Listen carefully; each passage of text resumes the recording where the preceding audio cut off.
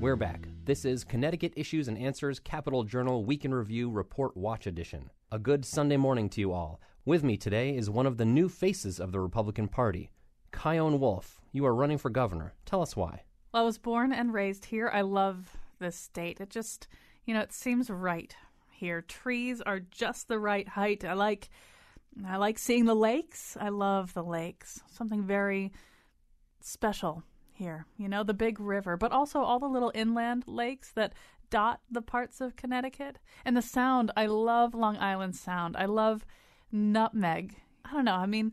I grew up just totally in love with Connecticut and lakes and trees and rivers and nutmeg. That's great, but somehow I'm not hearing any articulation of the Republican vision. Can you tell me what resonates for you?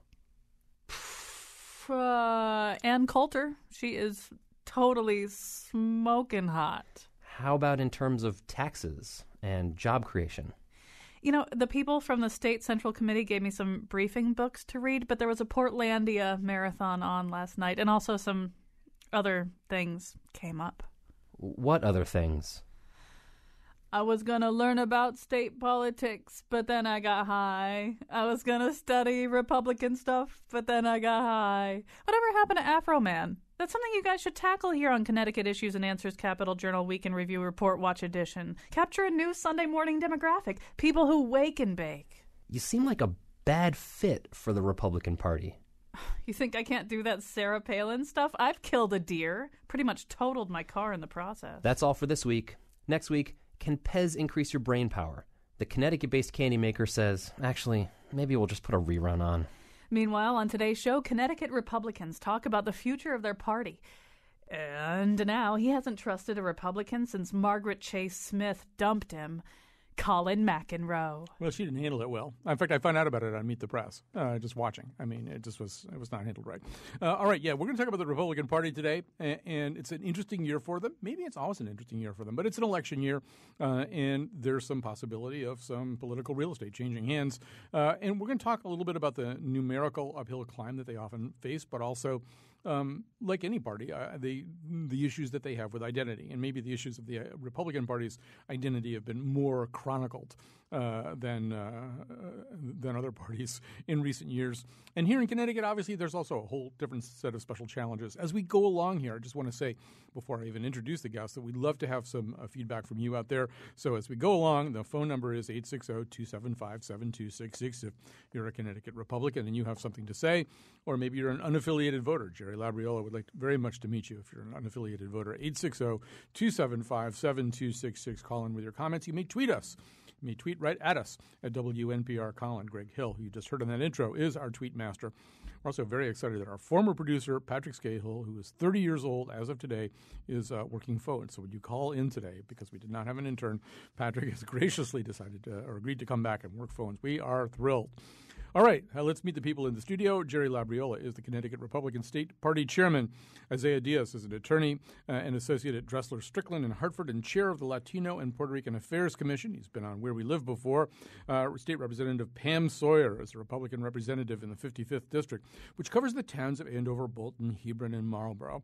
And we're going to add in just a second by phone one of the real rising stars of the Republican Party, Mayor Aaron Stewart, newly elected mayor of New Britain. I'm just going to begin where it all kind of always seems to begin for me. And I think all of you will probably have your own individual takes about this. But, recently I wrote a column sort of saying I'd like to see the Republican Party kind of function in a different way and get its act together in a different way this time around. The Current just ran an editorial saying pretty much the same thing, that, it might be a really interesting year if you can get the right candidates. And when that happens and when the story goes up on the internet, an interesting thing happens, which is a whole bunch of people, it's always the same names, and it's probably a group of about 10 or 15 people, jump on the comment threads, and they basically do what I think, Jerry, you sometimes refer to as a purity test. They say, no way am I voting for those people. They're rhinos, Republicans in name only. I'm not interested in moderates. I don't like McKinney because he voted for the gun bill. I don't like this. I don't like that. If they're not real Republicans, if they're not red meat conservatives that I would identify from my watching of Sean Hannity and my listening to Rush Limbaugh, I don't want to have anything to do with them. I would never vote for them. Now, I don't know. First of all, Jerry, as party chairman, one of your jobs, I think, probably is to sort of discern how big a group of people is that? To what degree should they have a significant voice in the party, and to what degree do their sensibilities drive any central party decisions that you and the people around you wind up making? When you look at that whole thing, and these are really people, they're calling for what you sometimes refer to as a purity test. How does that play out in your head? Well, good afternoon, Colin, and hello, Connecticut. It's really great to be here with you and to be part of such a distinguished panel of great Republicans. Look, I don't pay that much attention to that 10 or 15 people that love to comment on every story or jump on Facebook and try to demagogue. We keep our eye on the big picture, and that is we're looking to build a unified Republican Party in Connecticut and build on the successes we already have. After all, we are the majority party in Connecticut in terms of control of local government, and we control nearly 60% of the towns of this so-called blue label state that the cable news networks have given us. And the trick for us now is to see if we can extend that success we're having at the local level to congressional campaigns and statewide elections here in 2014. I want to come back to that whole question of your successes at the local level as contrasted to some of your other maybe not so great successes at other levels, because I think there's some real structural issues that are worth talking about. But I just want to press you a little bit here. Okay, so it's 15 sore heads who pop up on the internet, but do you have a sense of how many people they speak for? In other words, to what degree are you trying to, in fact, kind of sort this whole question out? To what degree is a moderate Republican a better idea than somebody who plays to a harder line? I'm not going to say Tea Party, but a harder line, red meat conservative group.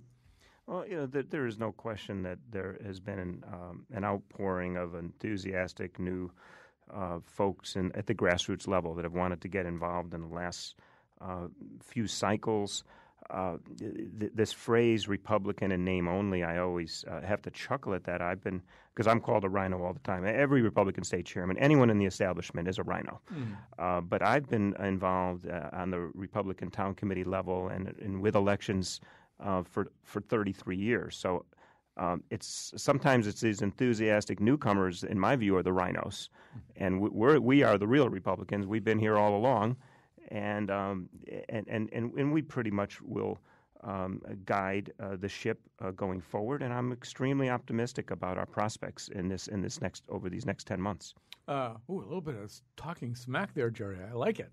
Let's get it on, maybe. Yeah. So, Isaiah, I know that you see this a little bit differently, at least in terms of what are sometimes called social issues, right? That in some respects you feel as though the Republican Party does need to aim some of its message at. Well, I'll let you. I'm not going to put words on your mouth. You tell me what you think about what he's saying. Yeah, sure. No, I agree with Jerry to a certain extent in that there's no possible way that an individual can fall in line with every single Republican ideal. And I'll give you an example. I'm a trial attorney. And so and I also love the Constitution, so I'm a big fan of the Sixth Amendment. But if I lived in Texas, they would call me a rhino because I'm more of a plaintiff's guy than an insurance company guy. But me personally, I feel that if it's not your thing with regard to, like, let's say you're a pro-choice person, for example, if that's your thing, that's fine. But I think that the Republicans still need to try and maintain a strong component of their base, which is the people of faith. Like, for example, I'm from inner city Waterbury, where Waterbury is a heavily Democratic city. However, it is also loaded with a ton of social conservatives. I don't think that we should just turn away from those people or try to shed those parts of our identity. I think like any political party, we have different pieces. It's kind of like the human body. I have my right arm, I have my left arm, I have my head, I have my feet. If you look at the Republican Party like the human body, you've got your Christian wing, you've got your establishment people, you've got your business people, and we all should just function like a body rather than do the rhino thing. But I don't think that we should cut off our right arm just because it may draw a little bit of controversy, because there's no way you're going to appease everybody. You're going to cut off all your limbs until you have no identity left. When people, maybe even when people just heard you make that analogy, some people's minds probably went into a different place, and they thought, well, really, when we start talking about people of faith and social conservatives, we're really talking about the part of the body that includes the genitalia and the ovaries. That these are all about reproductive issues. I mean, when you say people of faith and when you say social conservatives, Sure. Is that what you're talking about? Are we talking about an issue other than, say, abortion and other kinds of reproductive issues? Oh, absolutely. I'll give you the reason why I'm a Republican. I was a youth minister for many years, and I was very offended at how the progressives constantly launch a blatant attack on any sort of semblance of religious expression and freedom of religious liberty. I mean, it's like a constant battle. I actually love having these discussions with inner city ministers who are Democrat, because they say to themselves, you do realize that the progressives are slowly trying to strip away all of your rights one by one. You are aware of that, aren't you? And of course they're not. It's kind of like the same thing that I was embedded with. I grew up, born in the inner city. I'm Puerto Rican. I guess I'm supposed to be a Democrat. That wasn't until I realized that the party platforms run afoul of my religious beliefs.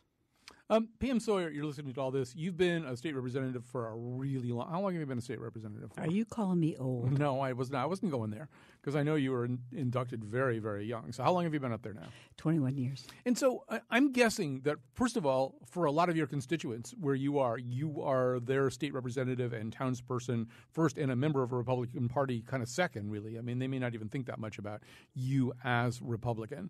As you listen to all this and you listen to sort of this party that you've belonged to for such a long time, reflect on its identity. And particularly in 2014, where do you think the strengths of the party are in terms of reaching not only the 400,000 or so registered Republicans in this state, but the real gold mine, which is the 800,000 or so unaffiliated voters? Without the unaffiliated voters, the Republicans aren't going to take any type of leap forward. And I think one of the things we've looked at, certainly in the House of Representatives, has been a common philosophy we're able to grab hold of. And we know that across the country, we can certainly talk fiscal constraint. We can talk about keeping our regulations down so that they are in a regular, every businessman grasp. Because we feel, I think, across our area, and I've heard it from Hartford, I've heard it all the way down to Greenwich, that we have to have a business ability for people to be able to what? To be able to get jobs. Because I think the war on poverty is certainly going to be something that is going to be top on the list in the discussion in 2014, whether it's at the local level, whether it goes all the way through to the top of the chain. How is what you're saying right now radically different from what I would hear from Dan Malloy or Brendan Sharkey, the Speaker of the House, or Don Williams, the President of the Senate? In other words, I hear a lot, particularly from Dan Malloy, almost obsessively about job creation, about what do we have to do to jumpstart the economy.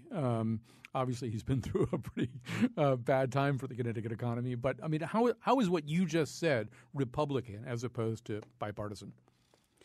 Well, if you're talking about children in poverty, I think the Republicans will turn around and say that's because their parents need a job. Mm. And we need to be able to make jobs that are not just entry-level positions. And they can't be just promises of jobs where money has been thrown at the big five and they say that they're going to create another 200 jobs. We need to have the jobs, the job training that matches that has to be done now. And we have to have a smooth process for these companies to be able to move forward. I want to add to this conversation Aaron Stewart. Aaron Stewart is, as I say, the newly minted mayor of New Britain, and some sort of a quality that runs in the family a little bit. We'll talk about that as well. But so, Aaron Stewart, you're young, you're a rising star of this party. What was it about your message that resonated in an urban election? I mean, New Britain's kind of an unusual city in the sense that it's a little bit more politically divided than a lot of Connecticut cities where sometimes the Republican Party barely makes a showing at all or barely even runs candidates. New Britain has a pretty complex political structure, but all the same, as a Republican, what did you have to say to the people of New Britain that resonated so well with them? Good afternoon. Thanks for having me. First Sure. and foremost, it's a pleasure. It's an honor for me to be on the show. I didn't really have to say much except be myself. And I think honesty is a trait that you don't see too often in politics or in politicians. So I just was true to myself. I was honest with people. also running in local elections, you have to have some type of connection with your community.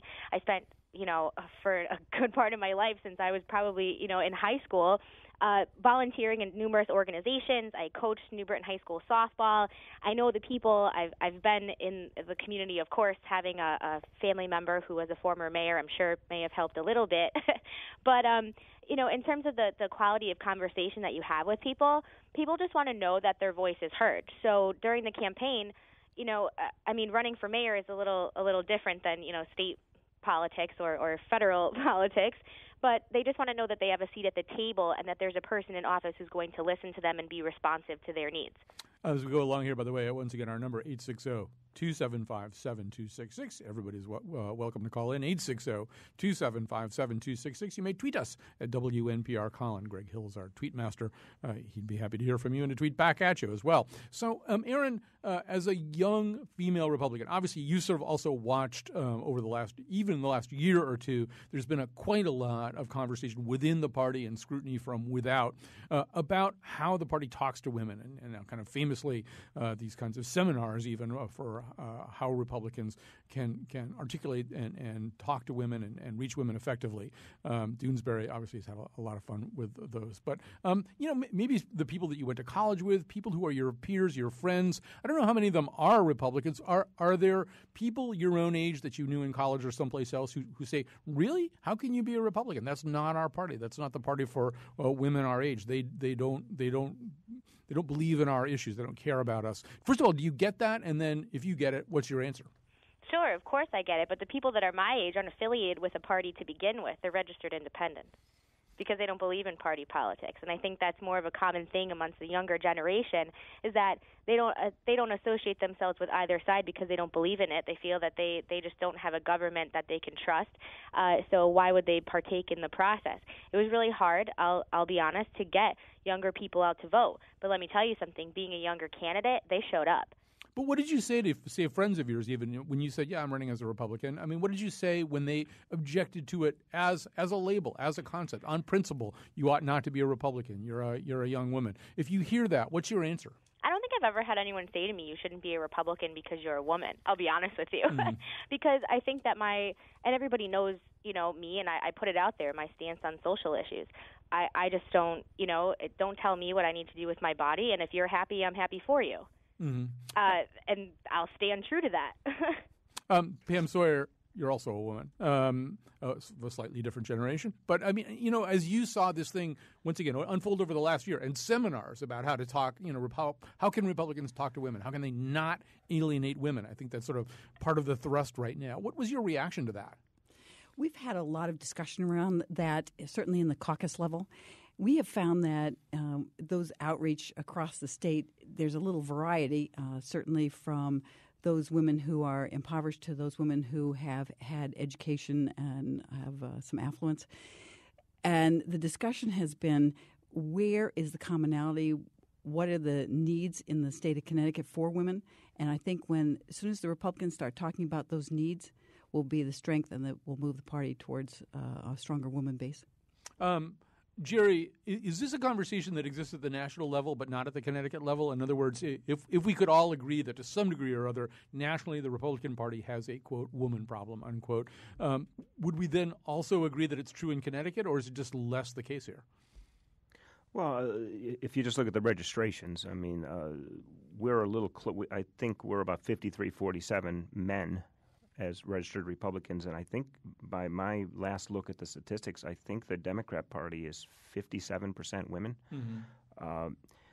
This gender gap is something that how we measure it is something I'll leave to the real political scientists. But it's we get demonized so often in so many ways that we are always waging a war against every group there is, which is just a false perception that is perpetuated against our party. I mean, we by and large what unites us as a party is economic conservatism and the ability to try to grow an economy, which would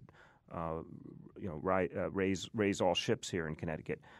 But we get distracted by being demonized by our opponents and in an effort to re-debate Roe v. Wade every 2 years, to say that we're against every group.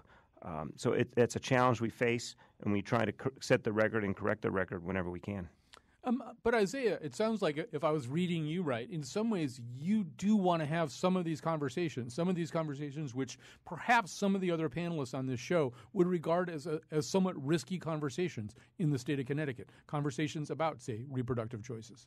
Yeah, and like I said, that's why we're all individuals. Like me personally, I'm not sure what everyone else's background is, but I grew up in the north end of Waterbury, and I still live there.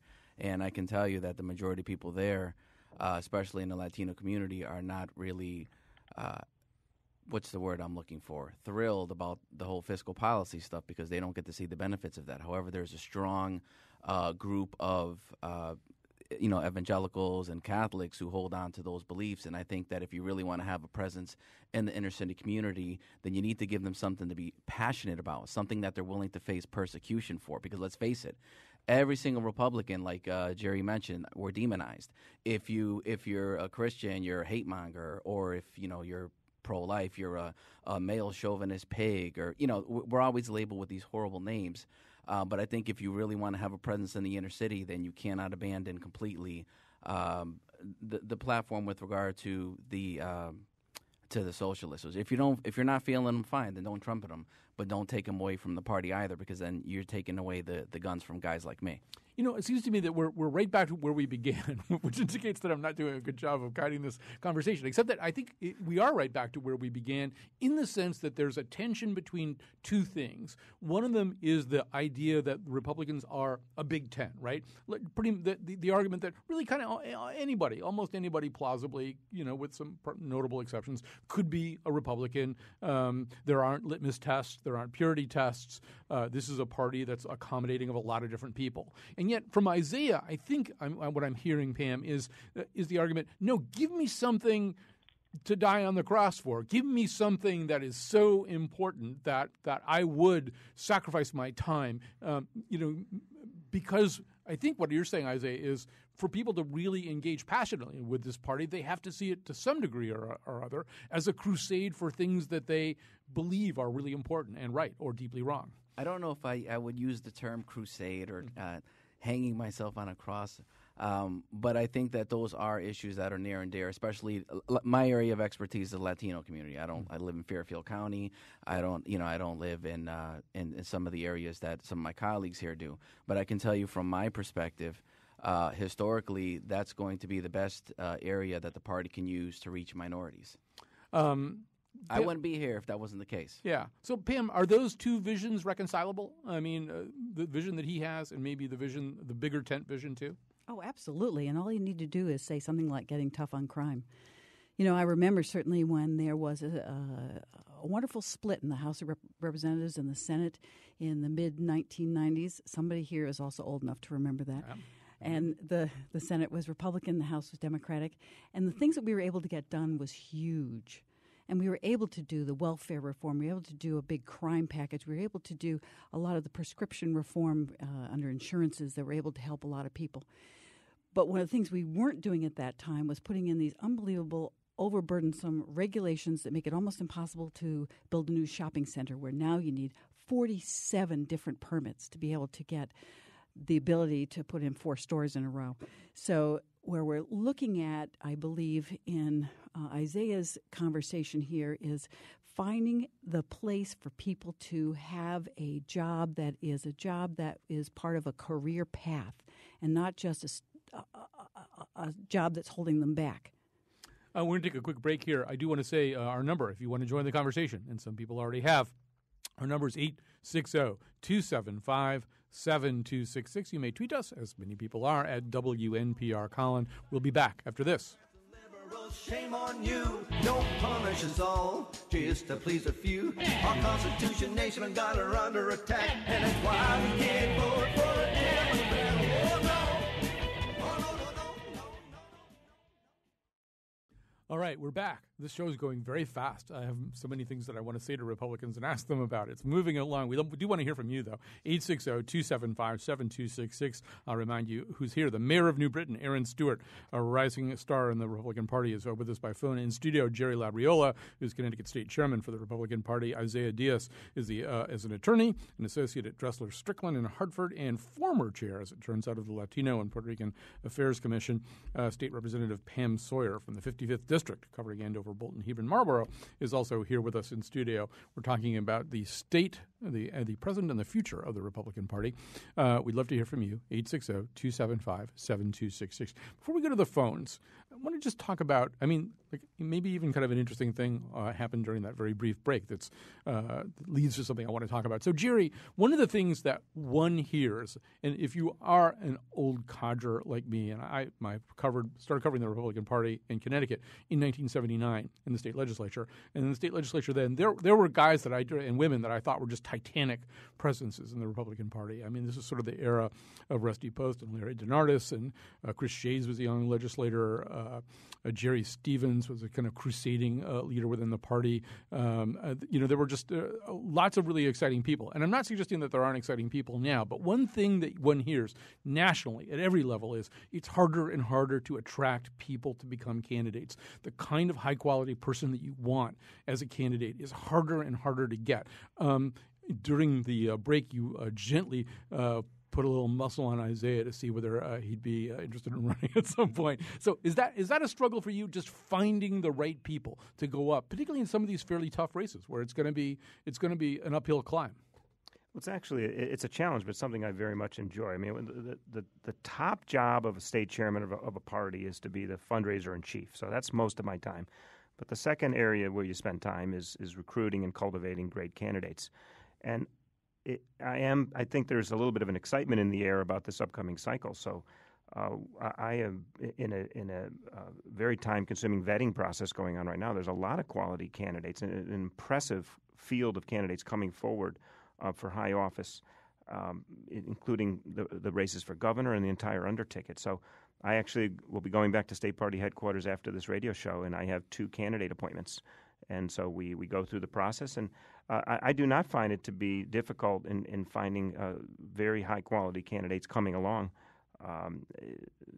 And I'd be happy to go over names, but I know the time is short. I don't want to take too much of this segment. Well, we may get back to names. I think the names might be kind of interesting. But, Aaron Stewart, I want to sort of talk to you about this, too. Obviously, you've got this a little bit in your blood. I mean, maybe some of your destiny was foretold. Your father was mayor of New Britain as well.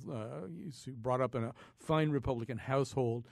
But not really. Oh, not really? Okay. My mother's still a registered Democrat. Oh. And actually, my great-uncle, Dominic Bottolato, served as a Democratic state representative for, almost 30 years. Actually, we should have your parents on. We did a whole show about politically intermarried couples. It was one of my favorite shows we've ever done. But I guess maybe to recast it a little bit, the idea of you running as a Republican candidate at least wasn't a far-fetched thing. You could see it. You could watch it happen in your own house. You could understand what that would be like. But do you think it's hard for the party right now to get other people from your generation, involved as candidates? I think it's hard to find candidates in general, and I think both parties have that struggle because, you're, in essence, and I hate to say it this way, you're putting yourself up for public crucifixion. And, you're putting yourself on the line, and it's a risk that some people aren't willing to take. I mean, I took a leap of faith to run for mayor of New Britain, and some people aren't as big of risk takers as that. Some people have a lot to lose. They have stable jobs. They won't be able to drop everything and hold office. At 26 years old, I didn't really have too much to lose at that point in time, and I thought it was a great fix. I could make a positive change for the city. I think that it's a struggle to find candidates one way or another. And we find this with the local Republican Party here in New Britain oftentimes where, I have to I wouldn't say arm twist, but, convince somebody that it would be a good fit for them. But, I guess if you want to talk about women in politics, too, a lot of times they struggle from not feeling confident in themselves. And I've seen this a lot with me trying to get other women interested in running for city council. They just don't feel like confidence, like they can do it, like they can make a difference. So it's about having a good person at the head of that organization, at the head of the party, to make people feel confident and good about running. And you can find these people. There are plenty of those who are interested in running for office. Oftentimes they've just never been asked. Let me grab a call here. We've got Rick calling in from Southington. Hi, Rick. Good morning. What's on your mind? I'm a registered independent, though I usually vote Democratic. And I do believe that there's a valid reason for a more conservative voice, the voice of smaller government and financial responsibility. But I feel that the image I get of the Republican Party is, especially in the last few years, since 2010, is extremist views, embracing ideas that are provable lies, the continued assertion that the president is not an American. I mean, I have a hard time taking the Republican Party seriously. I feel like there's a small group who are the tail wagging the dog. That's sort of my impression of the Republican Party right now. Pam's nodding as you're talking. Before we go to Pam, though, about that, let me just play a little clip. We were talking last week about Tom DeMore on Where We Live. Tom DeMore, a much beloved political figure, one of these guys who, as Bill Curry said, had many opponents, but almost, actually, I think he said to the best of his knowledge, no enemies. Somehow or other, Tom, as Republican state chairman and in other capacities, just kind of had that gift of not polarizing people. But in that context, we were talking to former Governor Weicker, who I think echoed some of the things that you hear Rick say right now. Let's just play a little clip from Where We Live. Look, there's no mystery to it. All you have to do is take a look at the results. They are abysmal. The problem is it reflects on the state in the sense you cannot have a one-party state. And Connecticut is a one-party state because the Republicans reject the demographics that are Connecticut. So I think that if there's anything to be learned from Tom DeMore, it's that politics has still not changed in the sense that the majority has to be addressed, no matter, I repeat again, whether they're black, Latino, gay, poor, blue-collar, women. I mean, that's what you've got to address. That's what Tom addressed. The Republican Party still isn't doing. They're putting up a group of personalities, basically all of whom believe in the same thing, which is to appeal to a very narrow band of what is Connecticut. Pam Sawyer, is that fair? Well, we certainly have had the interesting comments go around the state about being flavored by national politics, and it has affected us here in the state. There's no question. Does Connecticut Republicans feel that they're different from the national model? I'm going to say yes. Mm-hmm. So, but on the other hand, both Rick and Governor Weicker, they're talking about a perception anyway, right? They're talking about a perception that, once again, we're back to that whole issue of the sort of a small group of people dictating the image of the Republican Party. And Jerry, I would assume, particularly as it plays out, as the national perception of the Republican Party filters down in Connecticut, that's a problem for you. Well, look, I see the glass half full very much. If you look in 2010, it's the Republican line for governor that received the most votes. And that's evidenced now by the fact that all our candidates are on the top line all the way through 2014. Dan Malloy received less than 50% of the vote. He combined with the Working Families Party, and voila, we have Governor Malloy, the largest tax increase in the history of the state, and the worst performing economy in the nation. That's what we got out of it. We can't afford 4 more years of this administration. But to say that we are out in the wilderness, and I have the utmost respect for Tom DeMore, and we're going to miss him, and for Senator Weicker in many ways, but to suggest that that we are so far out in the wilderness that we have no chance is not true. I mean, this state is a little closer to purple than blue. It's just we have to execute as a party. And you mentioned the numbers right at the outset of the show. The way I look at it, again, the glass half full, 63% of registered voters are not Democrats.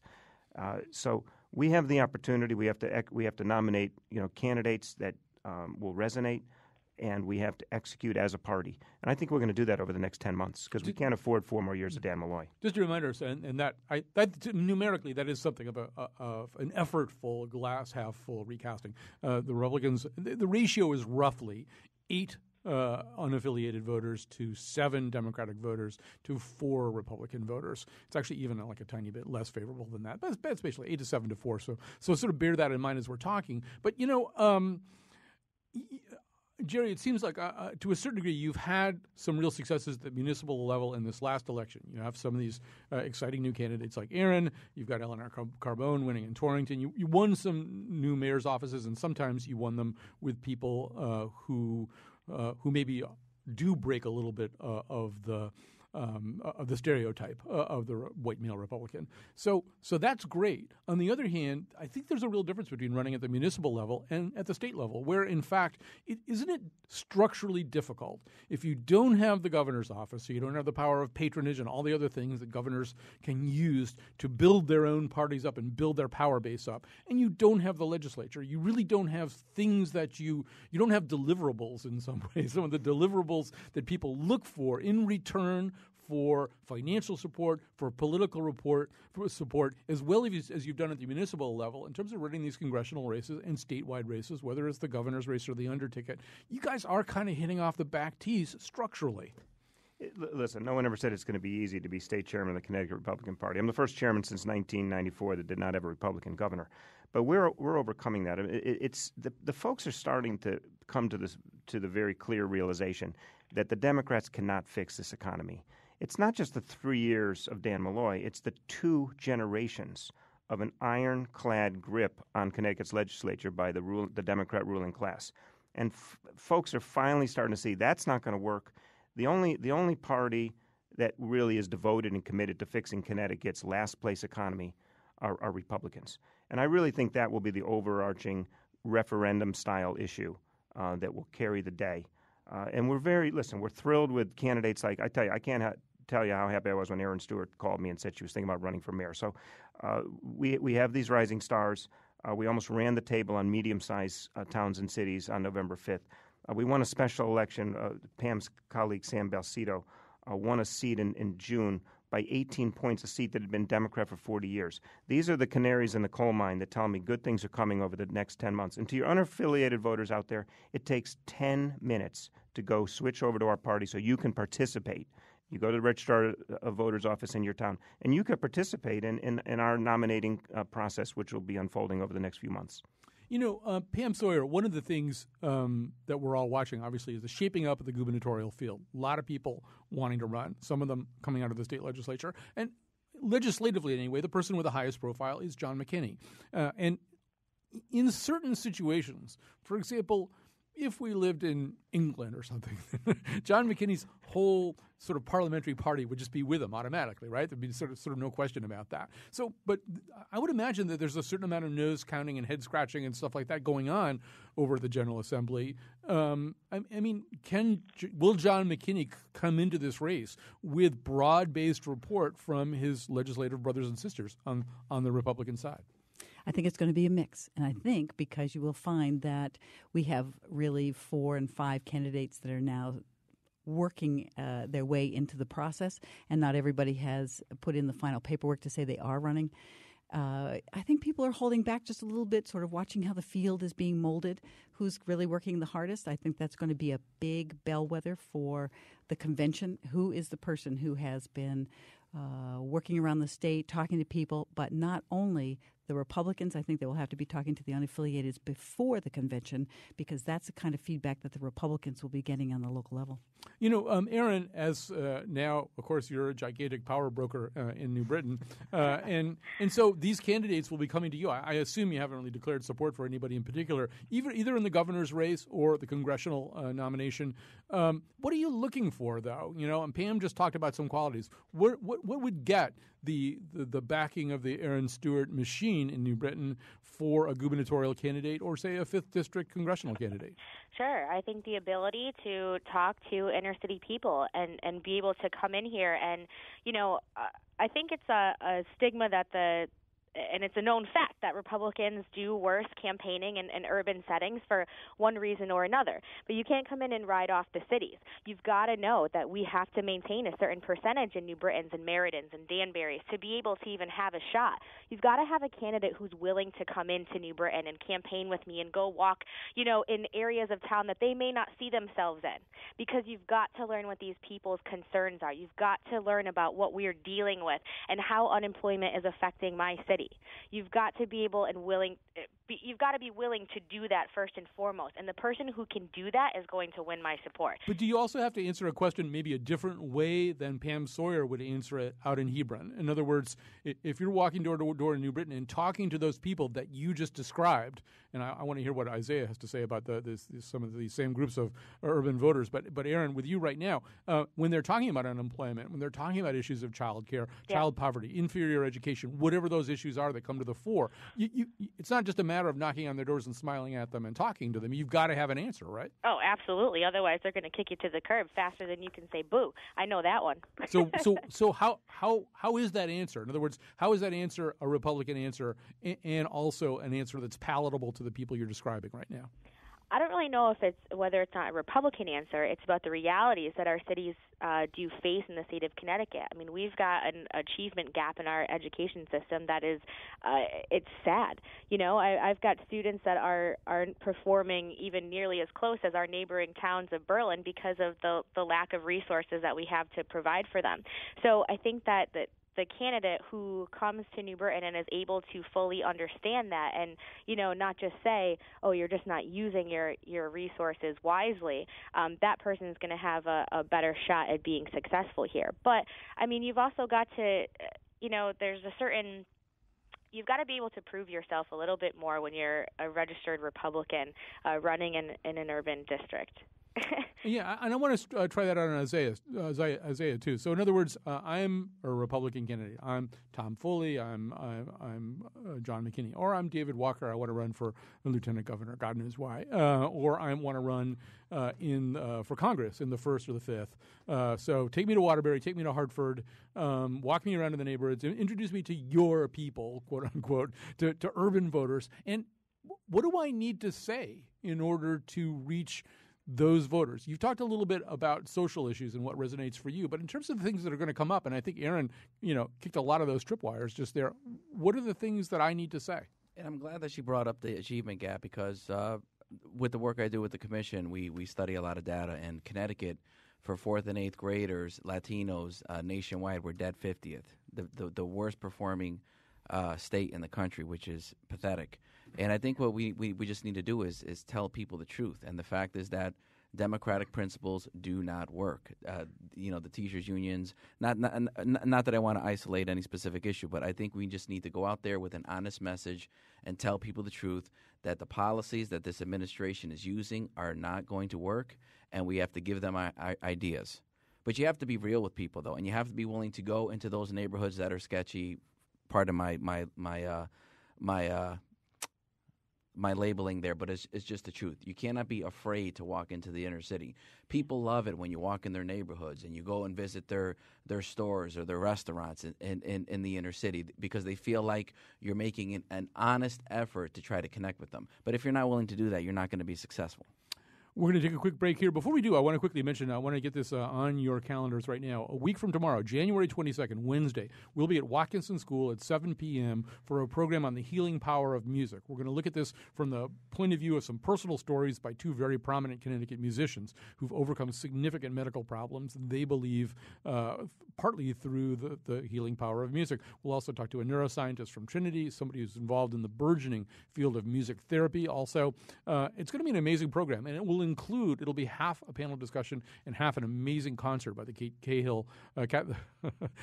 Callahan Band and Jim Chapdelaine, two fabulous musicians who work together and separately, and they will do both of those in the concert setting of our panel discussion. There's no way that I'm not doing a good job of describing this, but please visit the Watkinson School site. I think it's watkinson.org to find out more about how to get tickets to join us for that, and we'll be back after this.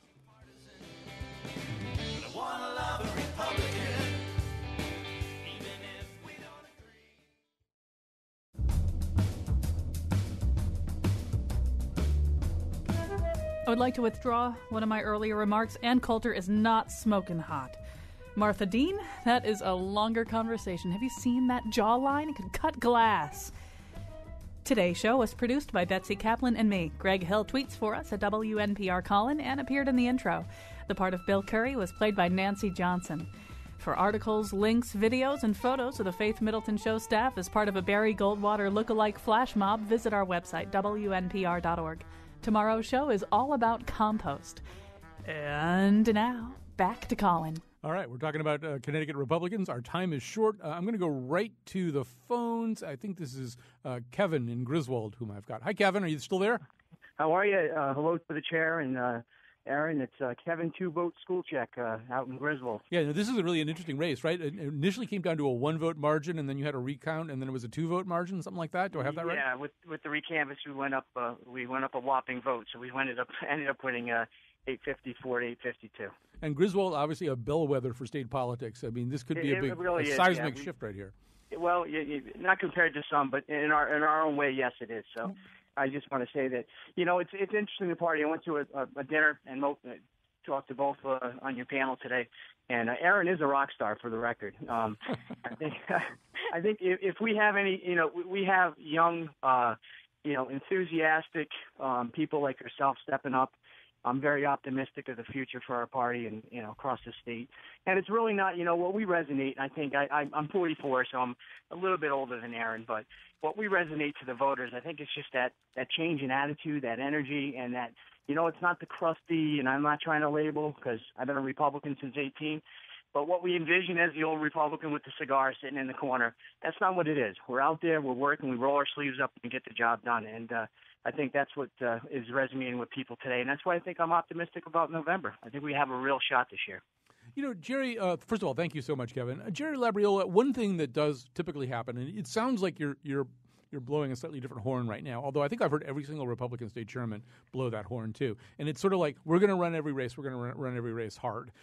Realistically, what happens is, in some of these congressional seats, you can win money in bars by challenging people to name John Larson's last 4 opponents, and Rosa DeLauro also similarly impregnable, hard to, I'm sure you can name them, but maybe not. I'm not going to put him on the spot, Pam. I'm not that mean. But some of these races, the party doesn't run them all that hard. You get somebody, you don't give them a lot of support. It's like Mission Impossible. If they're caught or captured, you'll deny all knowledge of their existence. Can you really do that? We haven't had a really competitive attorney general's race in a heck of a long time, too. Can you really do that? Can you really run hard races in all these districts? Because even if you're going to lose in the first or the second or the third, you have the opportunity for people to go on a lot of programs like this one and television programs getting the Republican message out if you do it right and coordinate it well. Well, first of all, it's great to hear from Kevin, and thank you, Your Honor, for calling in and cheering on the panel here. Again, we are the majority party in Connecticut in terms of control of local government. It's just a question: can we get that to translate to the statewide level? I'm very optimistic. Everything is going to flow from the top of the ticket, though, Colin, and that is the key. We had to suffer an 18.5 point loss at the top of the ticket in 2012 with a presidential campaign that was non-existent in our state. And that is a tough headwind. And miraculously, with Pam's great caucus and our Senate Republicans, we did not lose a seat in the legislature despite that top-of-the-ticket loss. If we are winning at the top of the ticket, we will get the collateral benefit, which maybe includes taking the Connecticut State Senate, which we so dearly need. And then you can have a chance to put maybe a congressional seat or two in play. But that's how I look. That's how I look at through my prism right now as state chairman of the Republican Party. It's all about the top of the ticket and winning the governor's race. All right, we're going to have to stop there. I don't dare ask another question. I do want to thank Erin Stewart, the mayor of New Britain, and even a bigger rock star at the end of this hour than she was at the beginning. Also, State Representative Pam Sawyer, Republican representative in the 55th. Isaiah Diaz, an attorney and associate at Dressler Strickland, and former chair of the Latino and Puerto Rican Affairs Commission, Jerry Labriola, state party chairman. Thanks to all of you who helped out. Special thanks to Patrick Scahill. He is our former producer. He's a big news guy now, but he came back to help us us with phones today. And once again, I really do encourage you, consider coming to Watkinson School on January 22nd. This is both going to be an amazing musical evening and also an amazing conversation about actual sort of medical understanding of what music does, neurologically and in other ways in which medical conditions can really be addressed through music. Join us for that. It's open to the public. You'll find out about tickets from the Watkinson School site. Thanks to Kion Wolf and Betsy Kaplan. We'll be back tomorrow. Have you tried to spread your love to those who love the NRA? Though they might be quite reluctant, 'cause they'll wonder if you're gay. You should hug a Republican. I'll say it once again. You should hug a Republican today. For the governor's race, please vote Martha Dean and Kion Wolf on the Republican ticket. She'll fight for your Second Amendment rights, and I'll just mainly gaze at her face.